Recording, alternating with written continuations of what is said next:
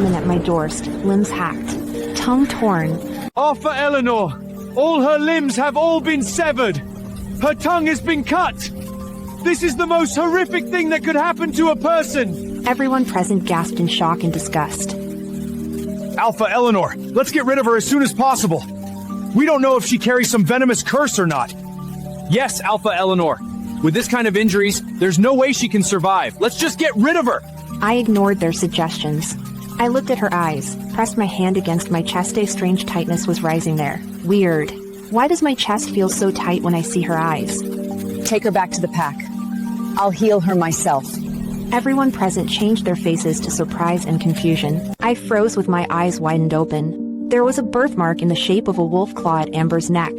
I was thunderstruck, rooted to the spot. The washcloth in my hand fell to the ground. This birthmark? Why is this birthmark exactly the same as my daughter's? I looked at Amber lying on the bed. Then, for a moment, I saw her the way I remembered her, clean and healthy, smiling at me. I shook my head in disbelief. No, that's impossible. My daughter Amber is now the Luna of the Icewood Pack, the envy of every woman. There's no way she could end up like this. I remembered sitting in my study, holding a letter in my hand, reading it with a happy smile.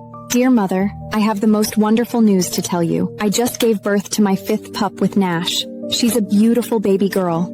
I looked back at the bed. 3 days ago, I just received a letter from Amber. How could she possibly be my daughter? Overwhelmed by a sense of dread and absurdity, I could barely stand. I leaned against the wall and gasped for air. Alpha Eleanor, another letter arrived from Lady Amber. Beta entered the room holding an envelope. Beta gave the envelope to me. She says she's recovering well after the pup. She also sends her best and hopes everything is going well in the pack. I took out the letter and browsed it. It was my daughter's handwriting. I then turned to Amber, who lay on the bed, and the birthmark on her neck. I was drowning in suffocating confusion. Then I took a deep breath to calm down. Get Asher here. Beta nodded and left. I stood with my back to the door. A large black wolf ran over to the door and shifted to human form and bowed to me. It was Gamma Asher, the loyal Gamma of the Ashclaw Pack. I turned to Asher with a grim face and ordered. Listen, Asher, get to the Icewood Pack immediately. Use whatever means necessary.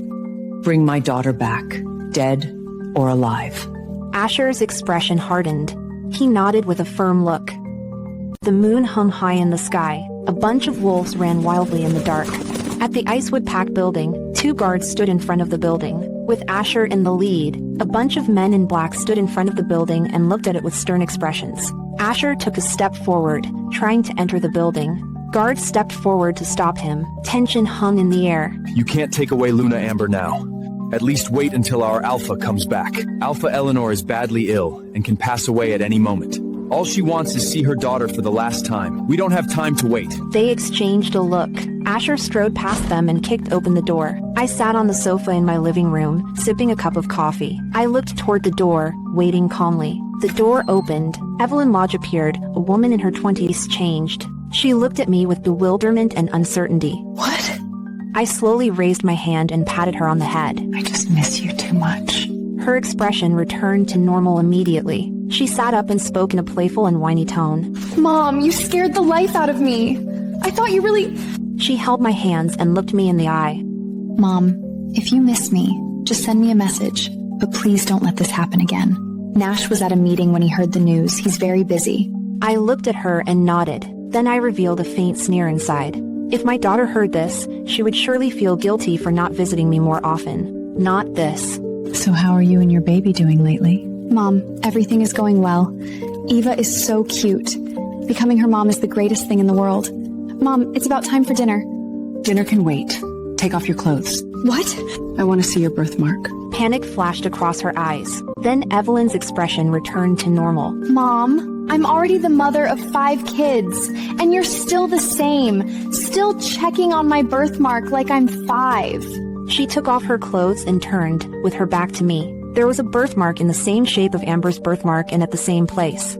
I observed it carefully. The same shape at the same place. but a much more shallow color, and the edges are much more blurred. It looks more like a tattoo than a birthmark. I thought of my own birthmark at my neck in a much deeper color, the edges much clearer. I clenched my fist with burning anger in my eyes, but I took a deep breath and calmed down, resuming my normal look. I put clothes on for Evelyn and pretended to be worried. Maybe it's just all the hormonal changes after giving birth. Your birthmark looks lighter now. I've asked the cook to make your favorite. Stay here with me tonight. She heaved a sigh of relief and wore a smile. That night, we sat in the dining room. There was a heap of food on the table. Evelyn and I sat opposite each other. She took a bite of the food and looked at me with a smile. I looked at her. For a moment,